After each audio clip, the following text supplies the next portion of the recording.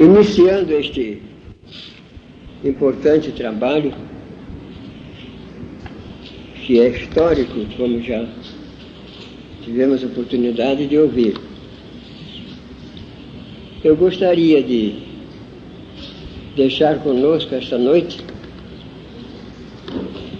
o primeiro versículo do capítulo 12 da carta do apóstolo São Paulo aos Romanos. Rogo-vos, pois, irmãos, que apresenteis os vossos corpos em sacrifício vivo, santo e agradável a Deus, que é o vosso culto racional.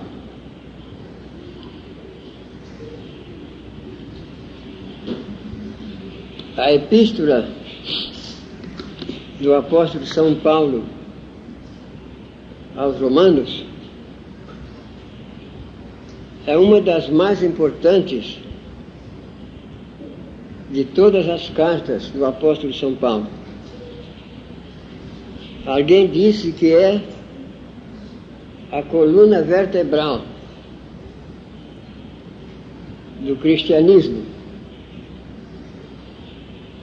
Achei muito interessante ouvir essa expressão. Assim sendo, esta recomendação dele,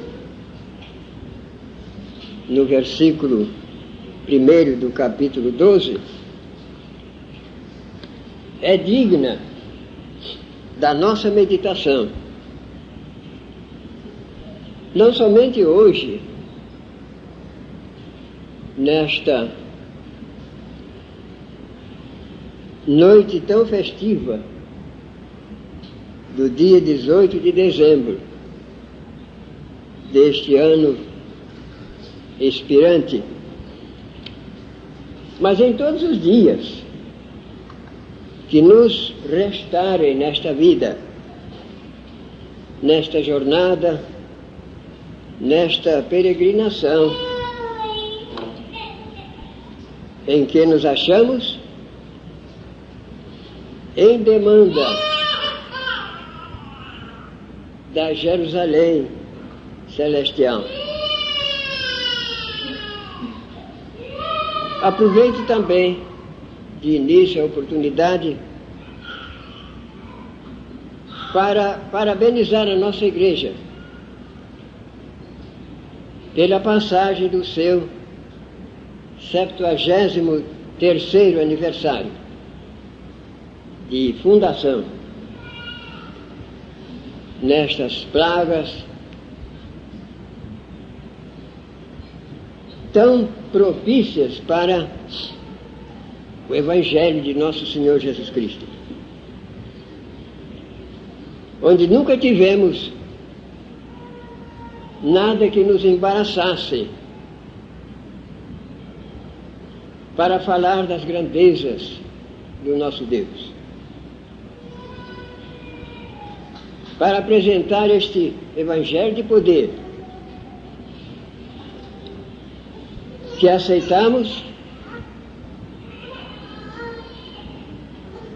e nele estamos pautando a nossa vida. Até este momento em que nos alegramos pela passagem de mais esta data natalícia desta igreja.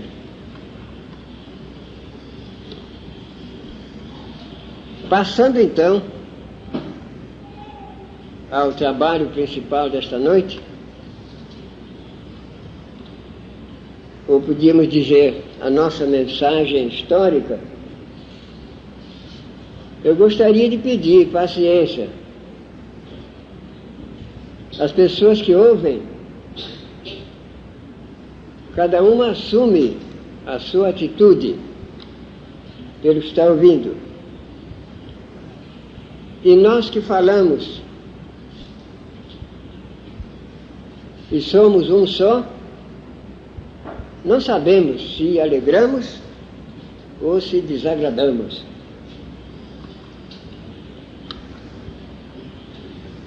O nosso histórico de hoje vem um pouco mais ampliado.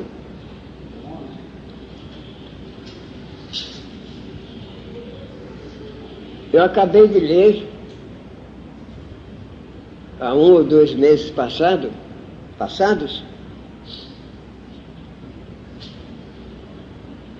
a autobiografia e trabalho do grande missionário Salomão L. Ginsberg. Então ali fiquei sabendo de muita coisa, de que este histórico é pendente. Fomos visitados aqui em 1903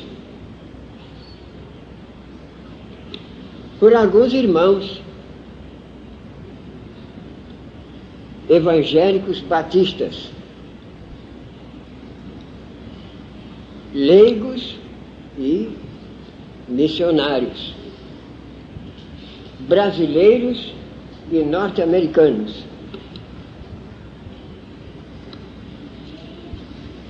Sendo o primeiro deles o missionário Abedita. Mas antes disto, alguém nos visitou aqui na fazenda que era do meu pai, denominada Campulosa, tem esse nome até hoje.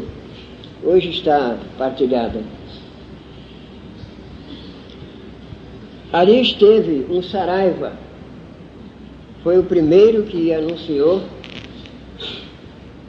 o Evangelho de Nosso Senhor Jesus Cristo à minha mãe. Meu pai não estava em casa naquele dia. E uma das irmãs,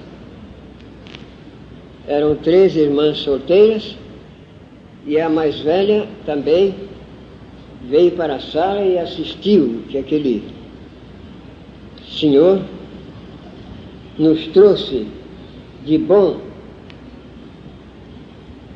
uma semente preciosa da palavra de Deus.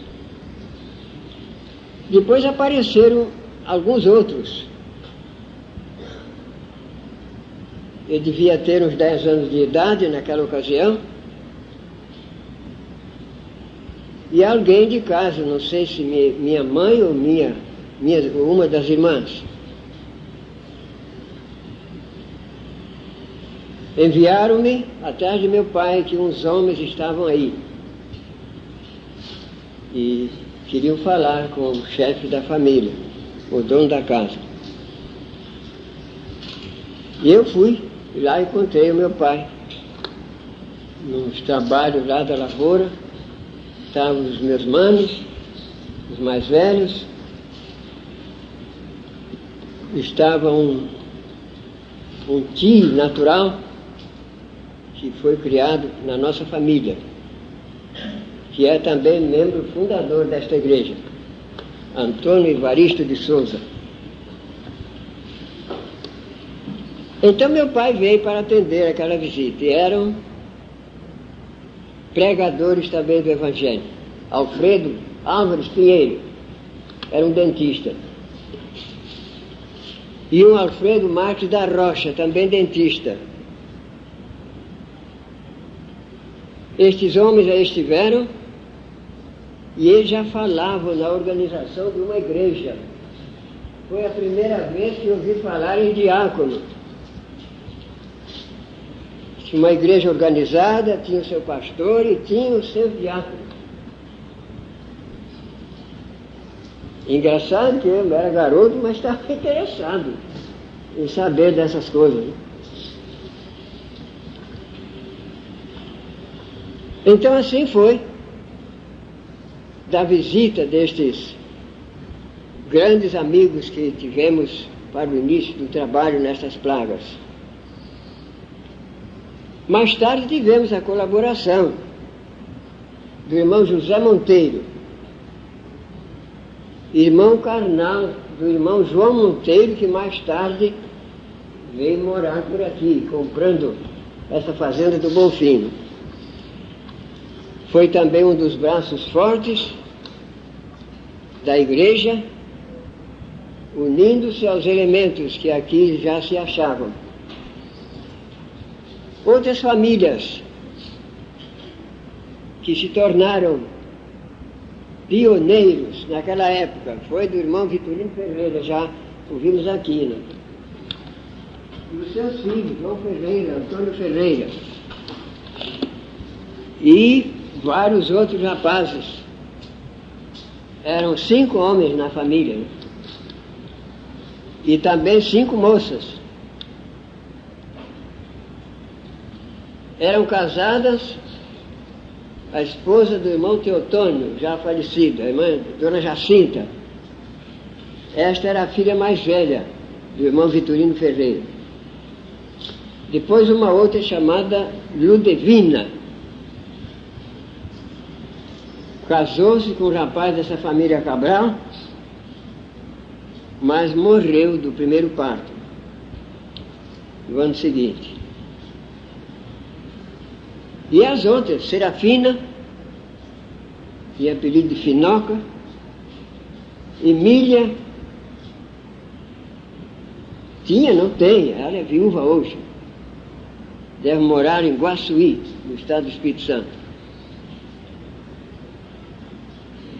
Emília, tem apelido de Miloca, e a Tilinha, que está viúva ultimamente, né? Creio que era Matilde, é Matilde o nome dela.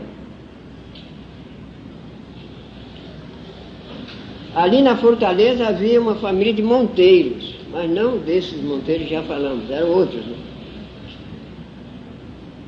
Então toda esta gente, incluindo o pessoal do irmão Teotônio, são os Azevedos, né? Juntaram a irmãos que vieram de uma congregação do ANTA, e uniram-se irmãos da igreja de Sapucaia. Então deu aquela respeitável soma de 50 e quantos? 3, né? 57. Da nossa família era minha mãe, 2 irmãs mais velhas, uma casada e uma solteira, o meu mano mais velho, pai do pastor Ismael, o Nenê, como ele era chamado, mas ele se chamava José, né? José Faria de Souza. E os manos, o Tinta, o Donga, o Nezinho, da Zélia para baixo ficaram, batizaram depois. São estes os primeiros rastros deixados nesta arrancada em que vem de vitórias e vitórias a nossa igreja neste local. Não tinha o templo, ela foi organizada ali, na Venda da Ponte, uma casa que está desmanchada. Ali também foi organizada a escola dominical, que nós não sabíamos o que era. Aí já tivemos a cooperação de elementos que vieram do Rio. Eles diziam a Missão Batista do Rio. O irmão Pedro Sebastião Barbosa, e com ele elementos que o acompanharam. Carlos, um mocinho de origem russa. Manuel César, um moço muito distinto, que muito nos ajudou. E um outro que tinha apelido de Zinho, não pude pegar o nome. Depois vieram outras famílias, família de um Pedro Mendonça, onde veio um moço muito animado, Áureo Mendonça, pregava aqui na igreja. Na mesma ocasião veio um sírio também, Davi Safuri, ele se dizia batista, pregava também na igreja. Visitou-nos também Ângelo Campelo, um moço muito distinto lá do Rio. Também Alfredo Bacher, da Igreja do Engenho de Dentro, este moço. E moças tivemos uma Anália, uma outra senhora escura de nome Sofia, também daquela zona de Rio Bonito, uns Vieiras, Lino Vieira, esteve muito tempo aqui conosco, eram crentes. Uma Rode também, não sei se era Vieira. Estes irmãos tomaram parte nos trabalhos primitivos desta igreja. Não aqui, mas ali, onde foi organizada, e depois lá no Cotovelo. Uma casa amarela, onde a igreja esteve há algum tempo, já podendo contar com a colaboração de um dos membros da família Domingues, professor Manuel de Paiva Domingues, tio do irmão Júlio Domingues, que é hoje membro da nossa igreja. Não sei se ele está aqui hoje. Ele está ausente. Daquela família, do elemento feminino, só se converteu a dona Ervília Domingues. A mãe dela discutia com a minha mãe, era uma dureza terrível. O pai do Júlio, Antônio Domingues, nunca quis saber. Ernesto Domingues também não. E estes homens foram criados em Portugal. Eles foram alunos daquela importante escola de Coimbra. Parece que é até uma universidade, né? De Coimbra. Naquela época eram os que tinham a melhor caligrafia aqui na zona. Eram esses três homens. Mas crentes são um casal. O Maninho, como eu chamava, eu fui aluno dele, que teve escola ali onde a igreja funcionava. Então, como início, nós citamos os primitivos elementos que muito contribuíram para consolidar o trabalho batista nesta localidade. Agora vou dizer do meu pai, só se converteu depois de um ano. Eu me lembro que as reuniões eram nas quintas-feiras, aqui na nossa casa. E a igreja funcionou em casa do meu pai uns 15 anos. 15 para 16 anos. Ele não vinha assistir na sala os cultos semanais. Ficava no quarto dele, dando todo o apoio. Era um prazer para ele hospedar os missionários. E esses elementos, embora leigos, mas tinham dele todo o apoio, toda a estima. E depois de algum tempo nós notamos que lá no quarto ele se ajoelhava, quando a gente orava cá na sala. Né? Até que um dia ele se entregou. Foi também um dos grandes elementos que muito fizeram pelo trabalho desta igreja.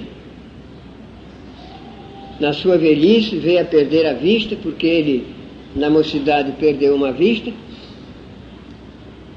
e usando uma só, mais tarde aquela uma, mas depois de muito velho, né, desapareceu também. Ele esteve cego uns 12 anos. Mas via bem os ensinos da palavra de Deus. Não deixava, não podia assistir pessoalmente, mas dava a sua colaboração financeira, sempre que a igreja tinha os seus relatórios. Esta igreja esteve muito tempo sem pastor local, né? Os membros que faziam o trabalho. O seu pai, o meu mano José, era o secretário da igreja. O meu cunhado, João Machado, sempre foi tesoureiro da igreja. Ele tinha alguns conhecimentos de guarda-livro. Agora, passando adiante, nós vamos citar a visita de muitos missionários que por aqui passaram. Fomos visitados, como já disse, pelo missionário A.B. Dieter, mas depois vieram outros. Veio também D.F. Crossland. Esse não sabia ainda o português, e era uma luta aí, caçoavam muito, brincavam muito com ele, porque havia um outro moço do Rio também, que foi nosso professor aqui, irmão Eduardo Gomes Leão, e era uma pande com aqueles homens. Depois o missionário A.B. Dieter trouxe a família, esposa, filhos e filhas. Uma menina chamada Alice, eles diziam Alice, em inglês, e uma Edith. Esta foi casada com aquele diretor do Colégio Batista, o Ben Oliver. Essa menina esteve aqui. Uma ocasião ela mandou recomendações. Se ainda houvesse alguém daquela época, que ela passou por aqui quando era menina. E havia os meninos, um Dwight, um Arthur, filhos de A.B. Dieter. Outros vieram depois. Tivemos aqui um que passou lá pelo norte. Nós estamos ligados ao trabalho batista de Pernambuco e da Bahia. Esses homens passaram primeiro por lá. Naquele livro, O Judeu Errante no Brasil, estão essas informações. O nosso trabalho no Brasil começou na Bahia, em 1882. E em 1892, Salomão se tornou batista, porque ele era congregacional. Ele se converteu graças a uns slides, umas chapas de cinema, né? Ele zombou do slide, né? Disse que tinha conhecido muitas mentiras faladas e mentiras escritas, mas que agora estava vendo também mentiras pintadas. Então dizer lá no seu tratado que recebeu uma carta muito forte do Dr. Taylor, chamando a atenção dele, porque foi o Dr. Taylor que emprestou aqueles slides para passar. Então diz ele que resolveu estudar seriamente o problema do batismo. Para ele era um problema. E acabou se convencendo da verdade, e ele havia aspergido uma porção de candidatos, foi a um por um, dizendo que ele tinha ensinado errado, que o certo era o batismo por imersão, e imergiu aquela gente toda. Só ficou um porque tinha mudado para longe. O homem era de fibra. Então, o missionário Canadá também esteve aqui. Eu me lembro de uma pregação que ele fez aqui. Ele falou sobre aquele Salmo 19. O noivo que sai do seu tálamo a correr como um herói. Me lembro que seu pai gostou imensamente do sermão do missionário Canadá. Depois de Canadá e Crossland, veio então para a consagração do pastor Sebastião, o Dr. Ensminger. Ensminger, em 1892, estava em Pernambuco. Ele tomou parte sofreu daquelas perseguições que foram acometidas a Salomão. Eu gostaria de citar aqui agora, já que cheguei nesse ponto, quanto vale o poder da oração e uma prova de que o Evangelho é poder. Salomão foi pregar em Nazaré, cidade baiana, na Bahia. E depois anunciou que ia pregar ao ar livre, porque na congregação onde ele estava pregando, só os crentes assistiam. O padre não deixava ninguém assistir. Mas ele, ansioso para pregar aos que precisavam, aos não crentes, ele é que deu início ao trabalho no ar livre. Então anunciou que no domingo seguinte a pregação ia ser na praça. Quando o padre soube, a coisa fermentou. Então vários irmãos disseram: pastor, não vai, o senhor não vai porque o senhor vai morrer. Ora, o que importa é isso. Estou pronto para morrer. Sabe, irmãos, o que é que aconteceu? O padre convenceu aquela gente de autoridade toda. No sábado, na véspera, saiu todo mundo que exercia autoridade. Soldados que estavam lá, juízes, promotores, o padre também. Só ficou um homem contratado para matar Salomão, na hora que ele fosse pregar. Nós vamos ver aqui coisa muito interessante. Na hora marcada estava lá Salomão, Dr. Enzminger com seu harmônio, com a sua voz de trovão.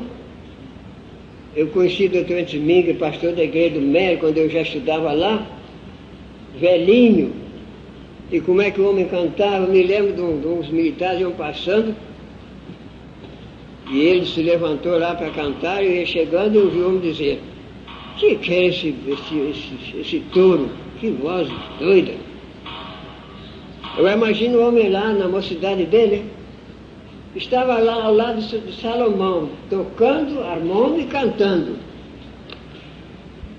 Então pregaram à vontade, Salomão esperando a catástrofe terrível, e nada aconteceu. Então ele se prolongou ainda mais e atacou a Igreja Católica, falou dos ídolos. Ele pôs o pano pelo avesso, como se diz. Então, quando tudo terminado, é que vieram saber o que aconteceu. O homem contratado para assassinar Salomão, para se encher de coragem, ele bebeu bastante, de maneira que ele se embriagou e dormiu. E durante todo o trabalho o homem dormia, e não havia autoridade, nem soldado, nem padre, nem ninguém lá, porque foi todo mundo embora, né? Iam matar o Salomão. O homem, quando acordou, espantado, lembrou da história, mas já a hora tinha ido. Ele ficou impressionado. Passou a assistir o trabalho e ele se converteu. Numa outra refrega como esta, numa cidade pernambucana denominada Limoeiro, ele era sargento da polícia pernambucana e era membro de uma igreja na Bahia. Então diz Salomão que nunca foi tão bem vigiado na vida dele como naquele dia. Uma força do exército foi para lá para garantir, porque iam fazer uma chacina, uma coisa terrível. E Salomão teve a honra de desembarcar diante daquela força e aquela gente desapareceu. E esse sargento, agora um crente, um membro da igreja, deu o máximo de assistência que Salomão precisava. Ele diz lá que a esse irmão eu fiquei devendo a minha vida abaixo de Deus. Eu não podia deixar de apresentar nesse histórico como um adendo, como um apêndice, esses fatos tão impressionantes e que tanto nos elevam porque Deus é poder. Deus é a força imensa. Vale a pena então continuar este grande trabalho. Então, Etzminger, que esteve lá, na cidade de Nazaré, ao lado de Salomão, esteve aqui. Ele é que presidiu o concílio para que um membro desta igreja, um filho deste lugar, fosse ordenado, fosse consagrado a pastor. Foi o primeiro pastor local desta igreja, pastor Sebastião Faria de Souza, um dos meus manos mais velhos. Com o pastorado do mano Sebastião, a igreja já pertencia ao Campo Fluminense, tendo chegado aqui alguns pastores de Campos, entre eles o saudoso Joaquim Fernandes Lessa, foi nosso hóspede aqui, né? Com ele, Carlos de Mendonça,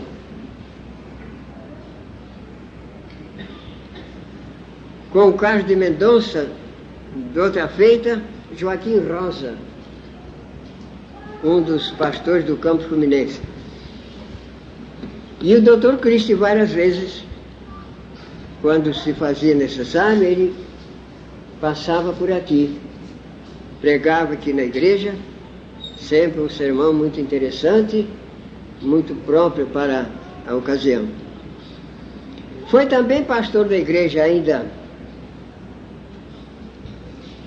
no princípio, o pastor Joaquim Mariano Pereira. Este morou por aqui e conseguiu convencer os irmãos que a igreja devia se mudar para Sumidouro, que aqui todos já tinham se convertido, ninguém mais precisava do evangelho. Mas um grupo grande não concordou, mas não opuseram não. Ah, quem quiser ir, vai. Né? Estiveram por lá uns 3 meses, depois voltaram de novo. E continuaram aqui, tendo a escola dominical regularmente e pregando após a escola. Bem, esses fatos são interessantes e ficam aí pelos escaninhos, né? E ninguém sabe.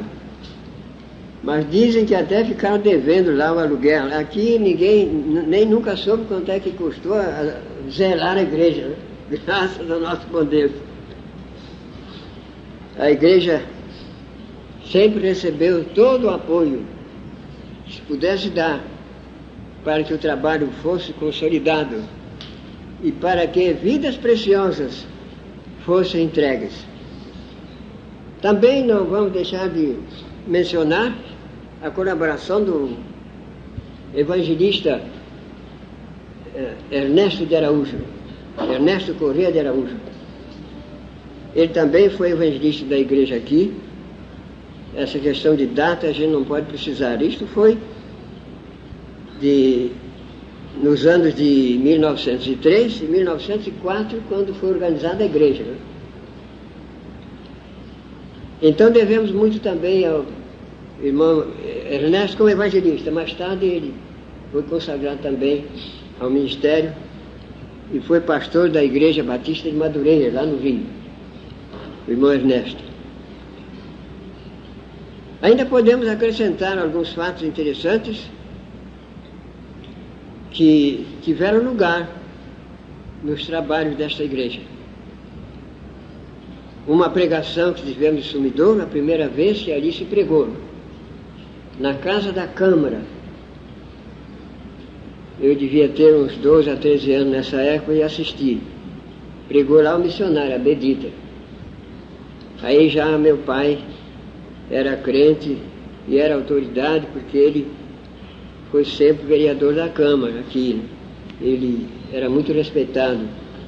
Foi presidente da Câmara, certa vez. Então, quanto ao que se diz respeito à ordem, sempre a igreja gozou deste ambiente favorável ao trabalho do nosso mestre. Outros missionários estiveram aqui. Eu, citando o Salomão, e achei por bem falar do seu trabalho lá do norte, porque ele também esteve aqui. Ainda hoje cantaram aqui este hino: por que desanimar-te? As sombras recearam. Foi ensinado aqui por Salomão, aqui na nossa casa. Ele esteve aqui, pregou, foi um dos elementos que muito contribuíram também para consolidar os trabalhos aqui. Mais tarde, então, o pastor Sebastião deixou o pastorado aqui. Ele foi para a Barra do Piraí. E vieram alguns pastores visitantes. Além do Joaquim Mariano, esteve o pastor Pinheiro, Joaquim Alves. O outro era Alfredo Álvares Pinheiro, mas esse era Joaquim Alves Pinheiro. É diferente. Foi pastor da igreja aqui bastante, uma porção de anos. Eu já era estudante quando eu fui para o colégio recomendado pela igreja aqui, levei até uma carta para a direção lá do seminário desta igreja. Eu fui para ali em 1917 e lá encontrei Salomão. Ele dava umas aulas noturnas de evangelismo. Fui aluno dele lá, nas aulas de evangelismo. De modo que há uma grande ligação aqui dos trabalhos da igreja com estes verdadeiros pioneiros que por aqui passaram. Não posso me esquecer ainda de um outro missionário norte-americano que nos deu aqui a sua colaboração. E ele foi também um grande elemento lá no norte, pastor João Mi. A sua maior contribuição foi na evangelização de Pernambuco, mesmo em Recife. É interessante que não estiveram aqui, Dr. Shepard, o missionário Milhead, esses não estiveram aqui, mas vieram para o Rio. Milhead foi diretor do colégio e do Seminário Batista do Recife e o Dr. Shepard do Colégio e Seminário Batista do Rio, onde eu estudei. Creio que o pastor Rubens também estudou ali. Não foi lá que ele estudou? Eu estive ali de 1917 a 1924. Fiz todo o curso que dava naquela época. Fiz o ginásio ali, fiz o curso normal e fiz o bacharel em teologia. Dou graças a Deus que passei por todos estes, posso dizer, privilégios. Tendo uma saúde invejável, Dr. Coimbra, creio que pai de Dazo Coimbra, era um médico do colégio e pela graça de Deus nunca ocupei Dr. Coimbra para coisa nenhuma. São bênçãos que nós não temos palavras que agradeçam, palavras que possam expressar a nossa gratidão, o nosso reconhecimento, porque como humanos somos fracos, somos imperfeitos, mas Deus tem nos dado o seu apoio, a sua bênção, a sua graça. Não posso deixar de mencionar também o grande privilégio que tive no mês de outubro. Recebi aqui o convite da primeira igreja batista de Juiz de Fora, onde estive no pastorado de 1929 a 1931. E eu fui o segundo pastor daquela igreja. Então me convidaram com muita assistência para comemorar o jubileu de ouro, cinquentenário de existência daquela igreja. Foi um grande privilégio para mim, porque o que me pediram também ali, para apresentar o histórico dos anos que dei lá. E eu tive o privilégio de dizer muita coisa ali que os irmãos não conheciam. Aliás, eu fui redator do Batista Mineiro e ele era editado lá numa tipografia de uns alemães em Juiz de Fora. E a igreja não sabia disso. Né? Também uma convenção mineira foi realizada lá quando eu era pastor da igreja. E há muitas coisas lá que os irmãos não sabiam. Nós estivemos nos salõezinhos alugados, coisa muito pequena. Os metodistas abriram a congregação em todos os bairros da cidade. Depois o pastor metodista me mandou um convite para aderir a eles, que nós éramos pouquinhos, que era melhor ficar só uma denominação. Agora encontrei a igreja num suntuoso templo, com galeria, um coral uniformizado, né? Um número considerável de membros, que o templo próprio compraram um terreno especialmente para isso, né? E agora não é só a primeira igreja, tem 5 igrejas em Juiz de Fora, 5 igrejas batistas. Graças a Deus pela prosperidade da sua obra, confiada a pessoas humanas, mas elementos que têm podido contar com as bênçãos de Deus. Graças a Deus pela continuação deste grande trabalho que em boa hora está confiado aos irmãos que estão hoje na direção desta igreja, pastores, evangelistas e diáconos. Eram 2, mas um faleceu. Mas ainda temos o irmão Fabiano, é o nosso diácono. Graças a Deus por tudo isto.